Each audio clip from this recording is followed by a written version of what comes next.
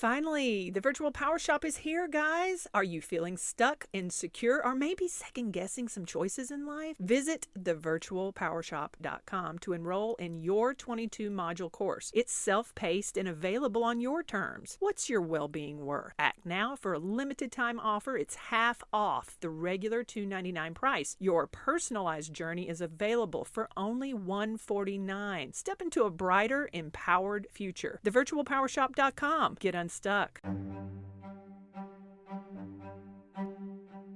I'm Alma Lee. I'm a psychotherapist and transformative lifestyle resiliency coach and author, and I want to help you reach your goals by teaching you how to step outside of those fear-based mindsets and into your powerful, loving self. Let's get started. Ladies, this episode is for you. This is for my straight women who are married and who want to know, is it time to get divorced? And before you guys get the pitchforks after me in the comments and in the messages, hear me out. I'm a woman. I'm straight. I've dated men. I was married to a man. That is my perspective. So that is the perspective that I have to share. It's not that I'm trying to, be one-sided here, but for the sake of this particular episode, I have to interject my own experiences and my own value systems because that's what I've experienced. Now, I may do an episode from a male perspective, but I'm going to have to take that one with a grain of salt and charge it up from my psychotherapy perspective. So I have, not only do I have I'm a subject matter expert. Let me get my words straight here. I'm a subject matter expert in this, but I got street cred too. Okay? I don't have any street cred when it comes to being a man leaving a marriage. So, without further ado, let's get into it. Divorce. Is it time? First of all, let's talk about something here, ladies.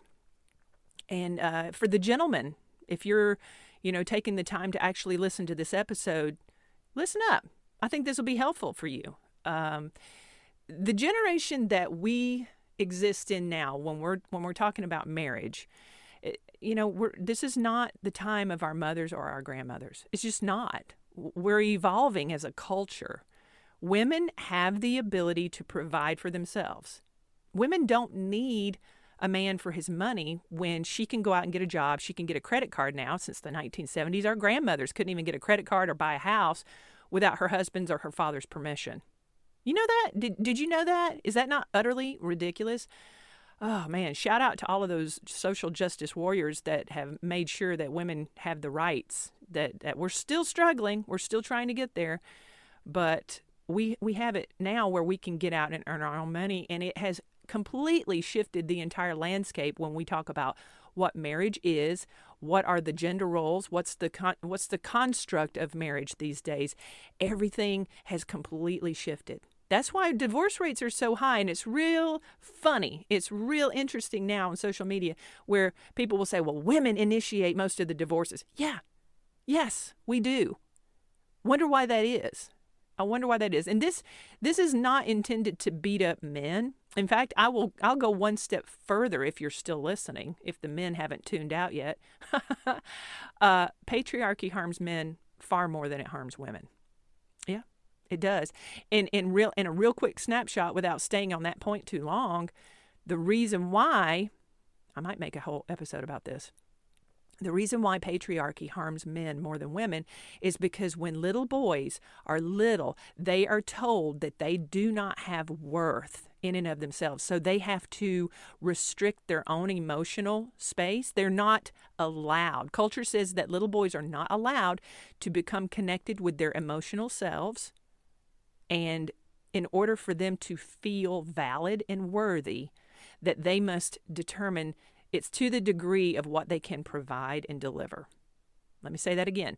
Patriarchy dictates to little boys from the jump, from very early on in programming, that whole grooming is that it teaches little boys, at least in Western culture anyway, that they cannot show up emotionally. They are not allowed to be vulnerable. They're not allowed to say they're hurt. They're not allowed to communicate and connect emotionally with other people.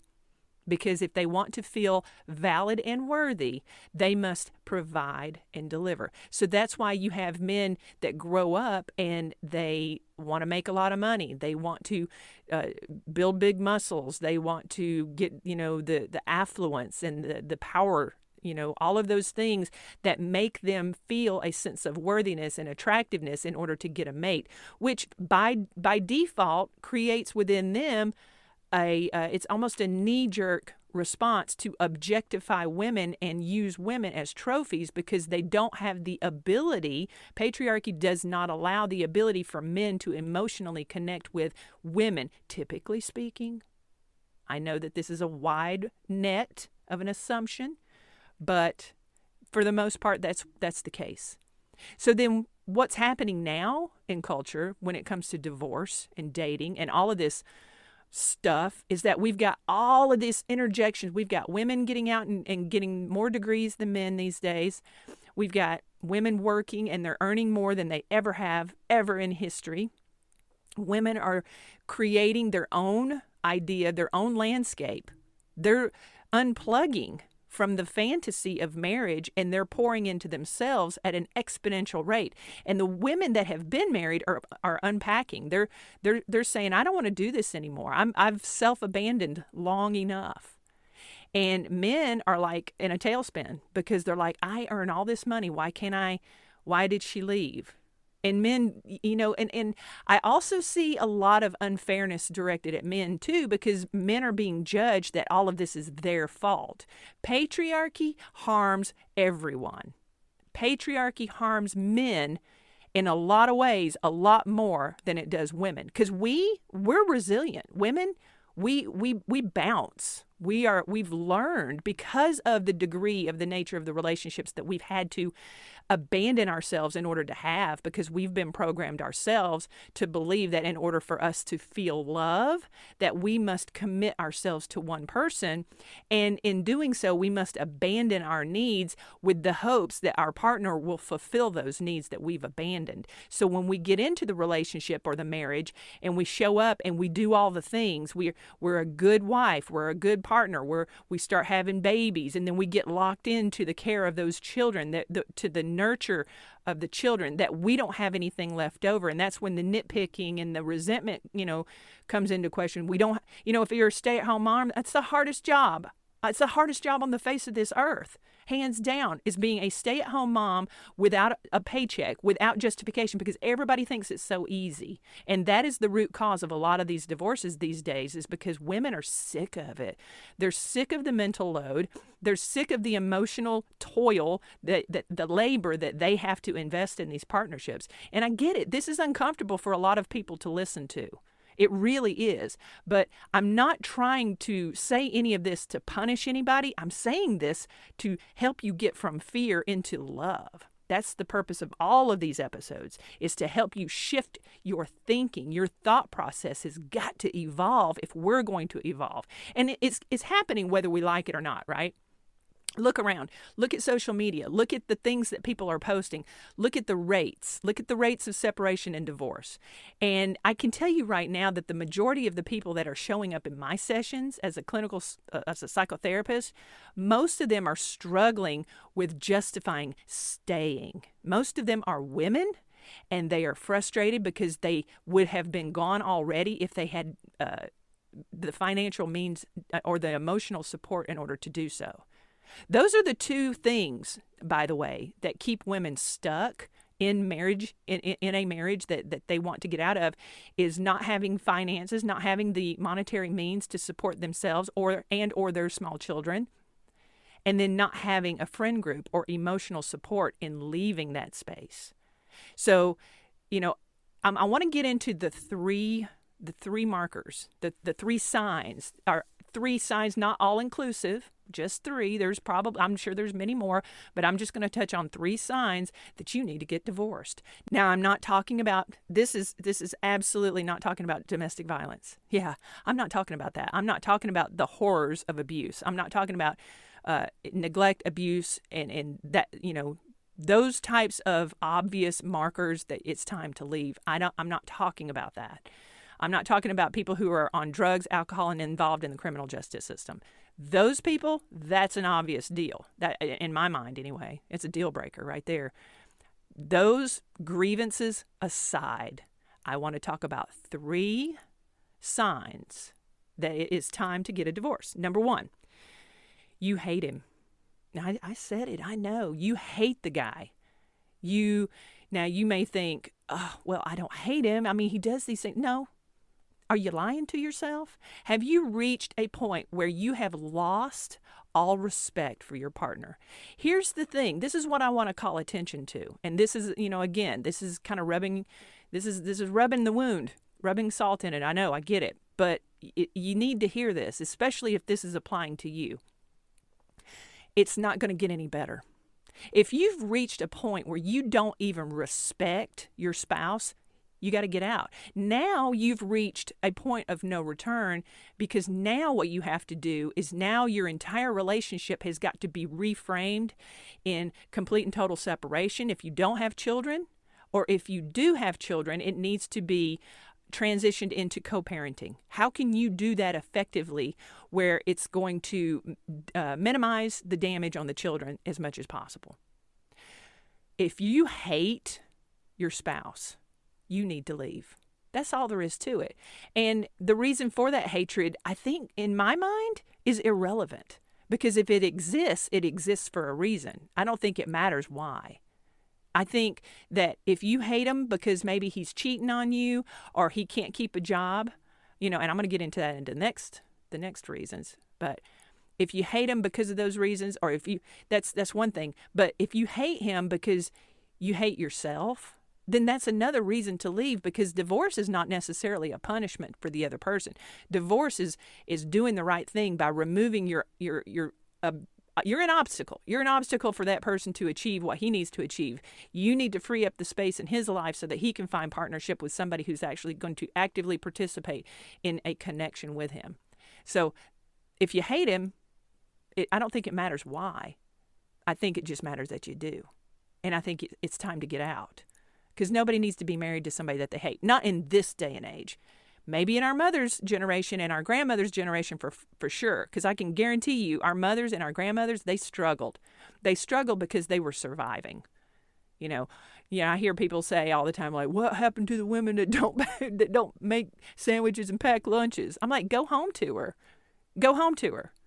Make your own sandwich. Here's the thing, too. It's a team mentality these days. It ain't halfway. If you've got 2 people and you're both earning an income and you're both paying on the mortgage, guess what? You need to make each other sandwiches. I'm not discounting or diminishing marriage. I'm saying that the whole concept has changed, folks. It's completely on its axis. It doesn't exist anymore in the way that our parents existed in it. It just doesn't.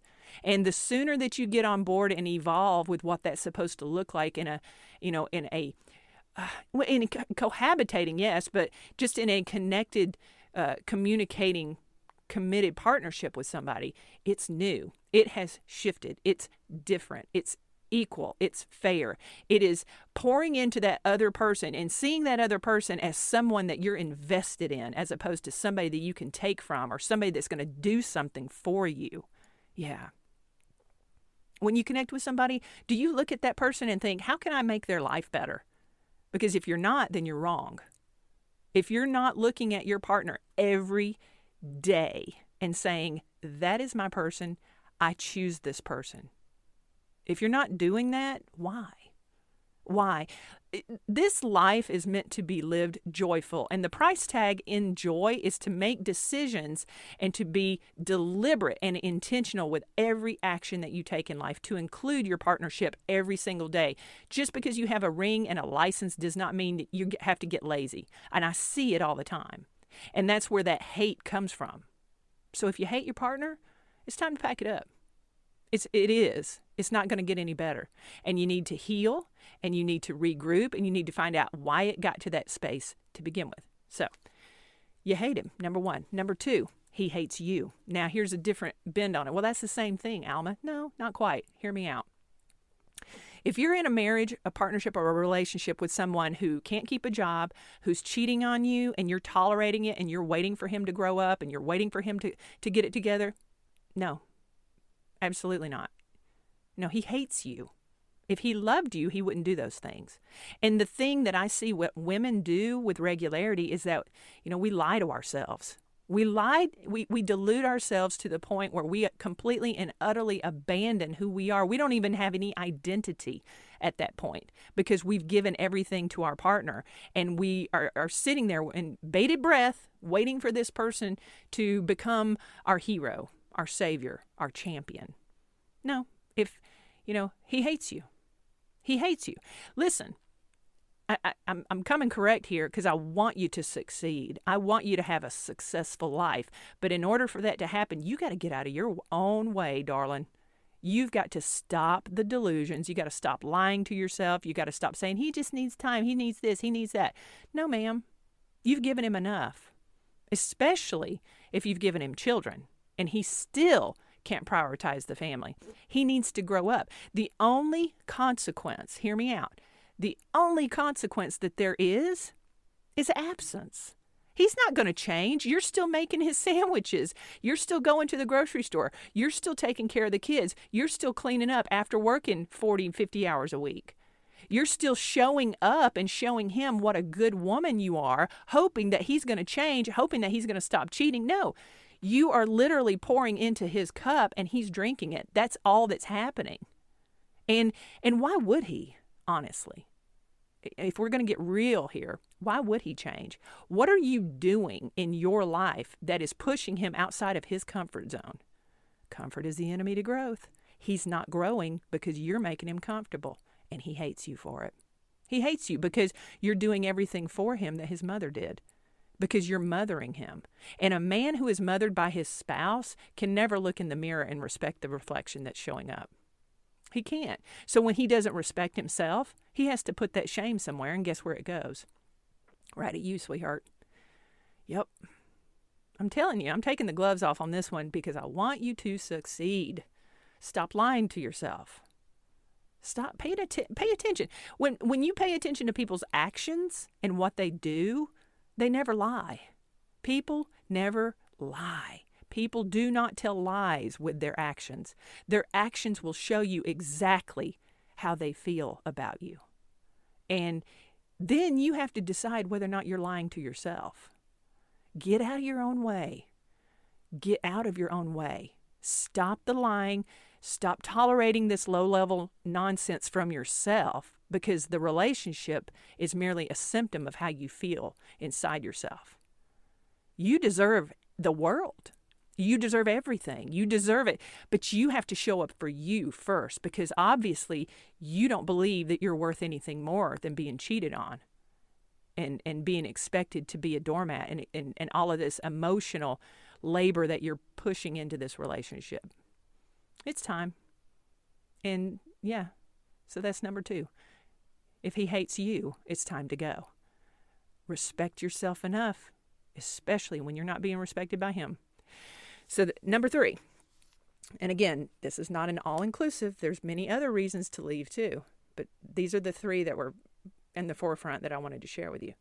Number 3, you ready for this? If he prioritizes his mother in the relationship. Yeah, let's let that one sit. Let's let that one sink in. Some of y'all just got shell-shocked, didn't you? If you are in a relationship with a man, and that man prioritizes his relationship with his mother over his relationship with you, it's time to leave. He shouldn't be in a marriage at all. If he does not have the capacity to prioritize his wife, he shouldn't be married.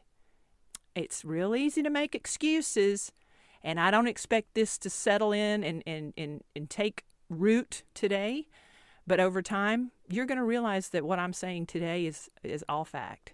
I have never seen a situation work out where a man prioritized his mother in the relationship and have the marriage work successfully. People stay married, but that doesn't mean it's a successful marriage.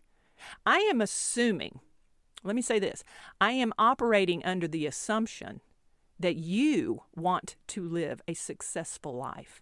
I am assuming that you want to feel loved, that you want to feel connected, that you want to be in a partnership with someone who's actually showing up for you. And so what I'm doing now feels probably, again, an assumption, wildly uncomfortable to hear, because maybe it's touching on a nerve.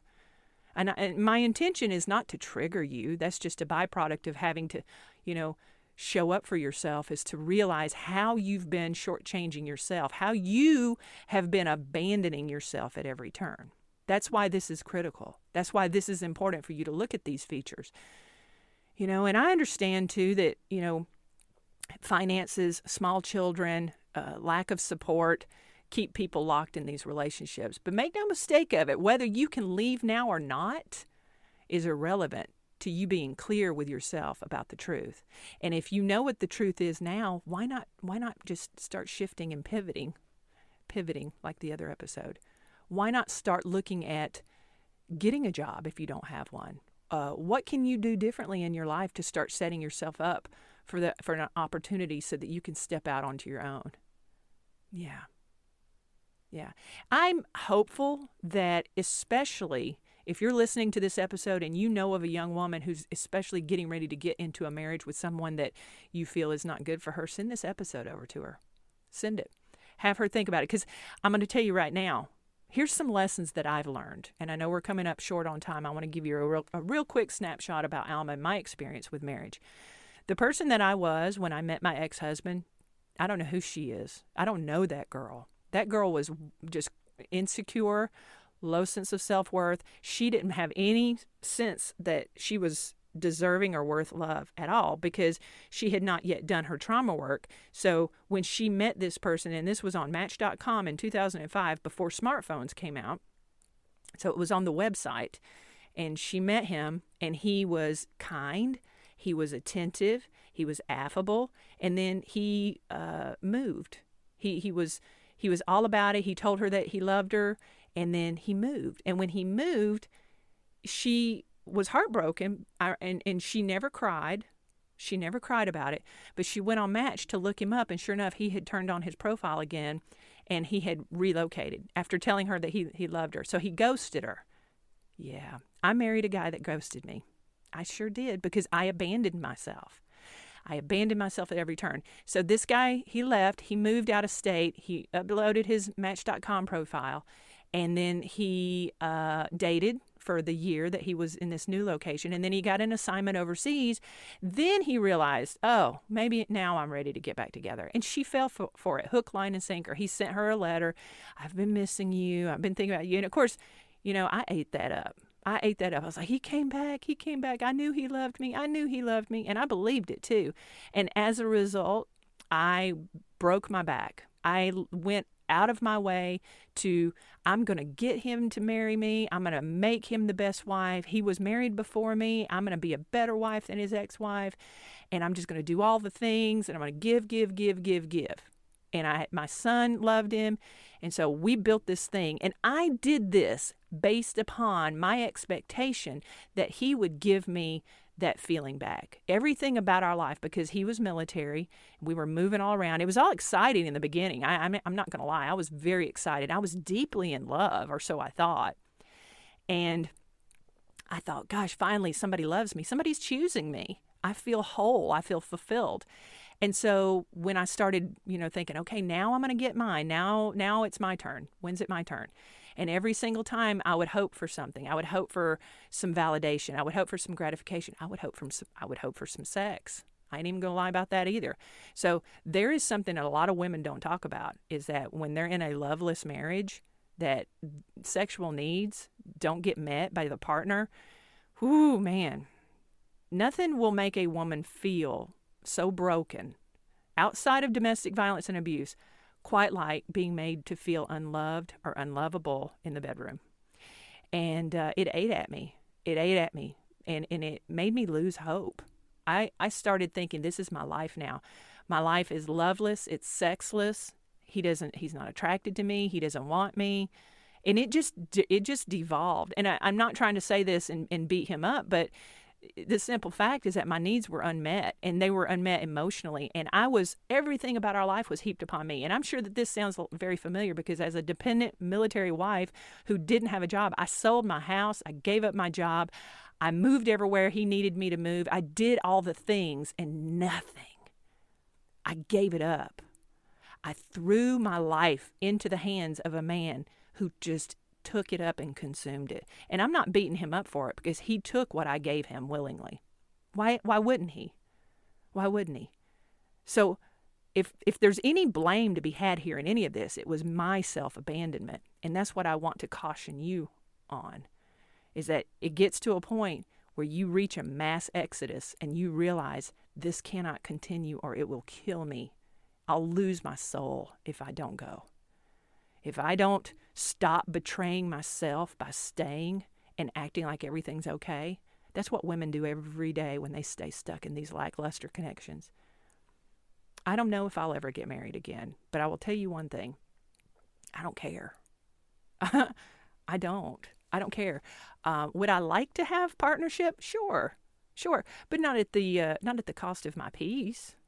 My peace is everything. I've cultivated it. I've worked really, really hard at it.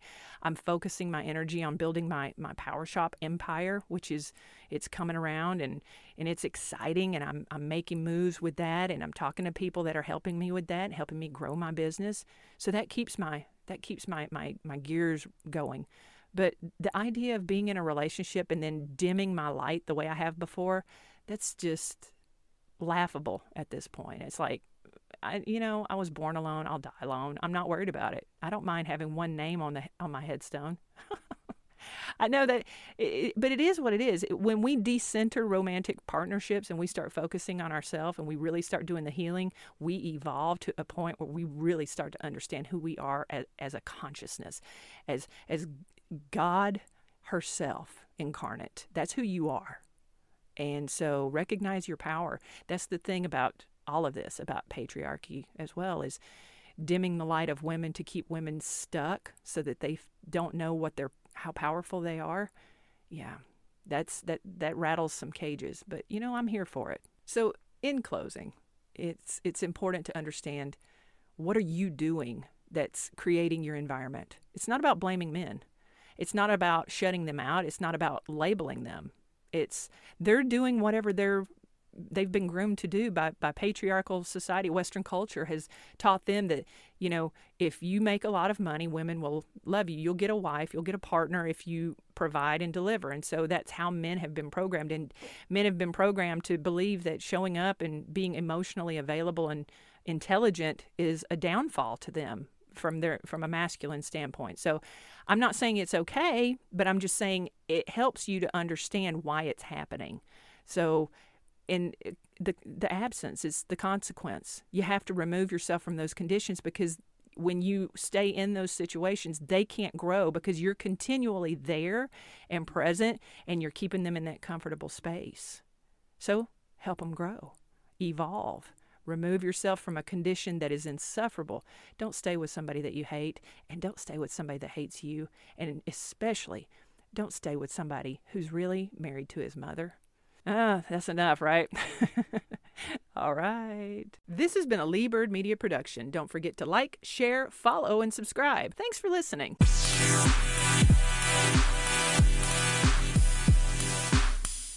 Finally, the Virtual Power Shop is here, guys. Are you feeling stuck, insecure, or maybe second-guessing some choices in life? Visit thevirtualpowershop.com to enroll in your 22-module course. It's self-paced and available on your terms. What's your well-being worth? Act now for a limited-time offer. It's half off the regular $299 price. Your personalized journey is available for only $149. Step into a brighter, empowered future. Thevirtualpowershop.com. Get unstuck.